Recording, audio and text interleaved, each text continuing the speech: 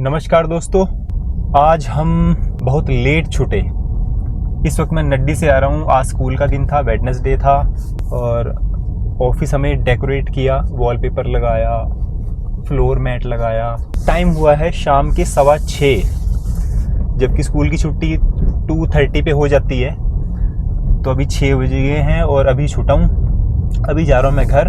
तो व्लॉग बनाने का भी टाइम नहीं मिला, मगर सोच रहा था कहीं आराम से बैठ के व्लॉग बना लूँगा, लेकिन अभी गाड़ी में फिर से व्लॉग बनाना पड़ रहा है। आज का टॉपिक जो है, मेरा फ्रेंड है, उसने, मैं नाम नहीं लूँगा, हालांकि नाम लेने में भी कोई दिक्कत नहीं है, लेकिन फिर भी उसने मेरे से एक सवाल किया था। मैं ऑफिस गया था उसके, तो उसने बोला कि कोई कहता है कि जैसे इंसान कोई पाप करता है ना, तो कोई पुण्य करता है तो उसको अच्छे बुरे कर्मों का फल जो है इस धरती पे मिलता है, मतलब यहीं भुगतना पड़ता है। तो अब कुछ लोग कहते हैं कि भाई ऊपर भुगतना पड़ता है, ऊपर अच्छे और बुरे कर्मों का लेखा जोखा होता है जो चित्रगुप्त करते हैं। बात उसकी पॉइंट वाली है, बात उसने सही उठाई। उसकी बातों का जवाब मैंने उसको तो नहीं दिया, क्योंकि उस वक्त मेरे पास इन बातों का जवाब नहीं था, लेकिन आज है। और ये जवाब मेरे पास कहाँ से आया मुझे नहीं पता, लेकिन जो जवाब है वो बिल्कुल सटीक बैठता है ना। इसमें जो नीचे के, जैसे नीचे हिसाब होता है कि भाई सब कुछ धरती पे ही है, अच्छे कर्म करोगे तो भी नीचे फल मिलेगा, बुरे कर्म करोगे तो भी नीचे भुगतना पड़ेगा।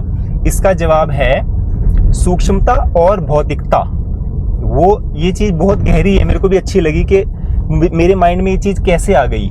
एक्चुअली मैं ब्रह्म मुहूर्त में जब ध्यान करने बैठता हूँ तब मेरे माइंड में ये चीज़ आई थी।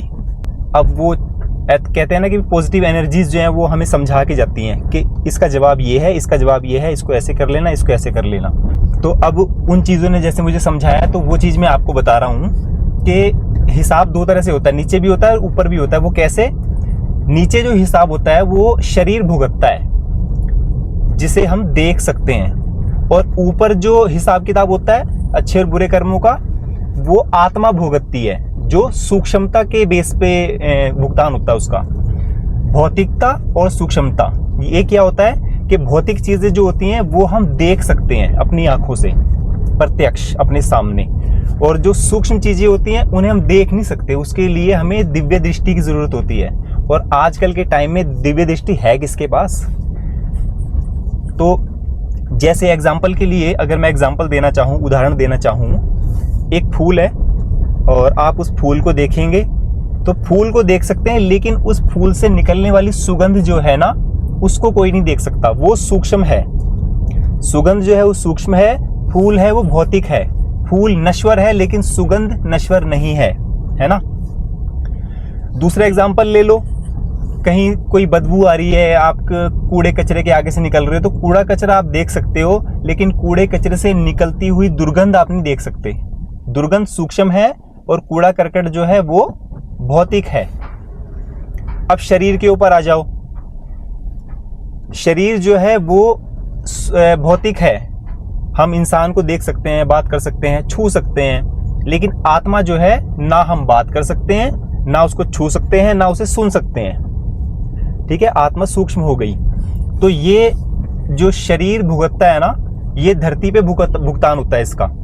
और जो आसमान में होता है, जब शरीर नष्ट हो जाता है, उसका अंत्येष्टि संस्कार यानी अंतिम संस्कार कर दिया जाता है शव का, तो जो आत्मा निकल के ऊपर जाती है तो आत्मा को भुगतना पड़ता है। अब दोस्त ने एक चीज और बोली कि मैंने कहा कि ऊपर भी होता है भुगतान। कहता है ऊपर कैसे होगा भुगतान? अगर किसी इंसान ने पाप किया है और उसको नरक में जाना है, तो उसको कीड़े मकोड़े खाएंगे, वो वैवस्वत नदी में जाएगा और उसको खोलते हुए कढ़ाई में डालेंगे, तो आत्मा को तो दर्द होता ही नहीं। ये बात भी उसने अच्छी बोली, लेकिन इसका जवाब मुझे ये मिला कि जो ऊपर की यातनाएं हैं ना, जो ऊपर की सजाएं हैं, वो ऐसी सजाएं हैं कि आत्मा को भी दर्द होता है ना। वैसे अगर उस आत्मा को आप धरती पे कोई कष्ट देना चाहो तो उस आत्मा को कोई फर्क नहीं पड़ेगा। ना उसे आग सुखा सकती है, ना पानी गीला कर सकता है ना कोई शस्त्र काट सकता है। ये चीजें भगवान श्री कृष्ण ने गीता के उपदेश में अर्जुन को कही थी, है ना, कि आत्मा तो अमर है। लेकिन जब बुरे कर्मों का हिसाब होता है ना यमदूतों के द्वारा, तो आत्मा को भी दर्द होता है। ये बहुत गहरी चीज है कि नीचे जो हिसाब किताब होता है वो शरीर का होता है। किसी ने किसी का बुरा कर दिया तो आगे जाके उसका एक्सीडेंट हो गया या वो बीमार हो गया या उसके हाथ पैर टूट गए, तो ये नीचे हिसाब किताब हो गया उसका, है ना। कहते हैं कि अच्छा हुआ, दूसरों को परेशान करता था तो ये तो होना ही था उसके साथ, है ना। और ऊपर का हिसाब अलग है। अब अगला पॉइंट आ जाता है व्रत। आज बड़ा अजीब लग रहा है अपने आप को, गुस्सा भी आ रहा है मुझे। अब गुस्सा मैं अपने आप पे करूं या चैट जीपीटी पे करूं। मैंने चैट जीपीटी में एक चीज लिखी कि पूर्णिमा, अमावस और एकादशी अप्रैल 2026 में कब कब है ना। तो उसने मुझे पूर्णिमा की डेट पता है क्या बताई? 2 अप्रैल, जो कि आने वाला कल है। आज तो 1 अप्रैल है। तो मैंने चैट जीपीटी को गाली दे के बोला कि आज अप्रैल फूल मना रहा है मेरे साथ, है पूर्णिमाशी तो आज निकल चुकी, तो इसका मतलब तूने तो मेरा सारा टाइम ही खराब कर दिया, मेरे को उपवास रखना था आज। तो चैट जीपीटी ने मुझे रिप्लाई दिया, माफी चाहता हूँ विक्की, ये है वो है ना। तो उसके माफी मांगने से क्या होगा? वो कोई इंसान थोड़ी ना, वो तो एक मशीन है। तो मैंने व्रत आज रखना था क्योंकि पूर्णमासी आज है ना, जबकि गूगल में दिखा रहा है पूर्णमासी कल। फिर मैंने चैट जीपीटी में दोबारा लिखा कि शास्त्रों के अनुसार जो है पूर्णमासी कब है अप्रैल 2026 में। तो उसने बोला कि भाई शास्त्रों के अनुसार पूर्णिमा जो है वो 1 अप्रैल को है, मतलब आज है। तो मेरा तो व्रत निकलवा दिया। लेकिन अब यहाँ श्रद्धा और भाव वाली बात आ जाती है ना, कि मैंने तो श्रद्धा दिखलाई, अब कल पूर्णमासी निकल गई तो क्या हुआ? मैं आने वाले कल को यानी 2 अप्रैल को पूर्णिमा मान के, वो दिन मान के मैं उपवास करूंगा। और ये व्रत जो है फल फ्रूट का नहीं होगा, ये सिर्फ जल का होगा। अगले दिन ही खाऊंगा कुछ। तो कल मैंने सुबह से व्रत शुरू करना है, सिर्फ पानी पे ही चलूंगा। और अगले दिन यानी 3 अप्रैल को मैं कुछ खाऊंगा, यानी अपना व्रत खोलूंगा। तो दोस्तों आज का जो ये टॉपिक था ये मैंने आपको बताना था, जरूरी था। अभी मुझे दीजिए इजाजत, अंधेरा होने वाला है। जय श्री राम।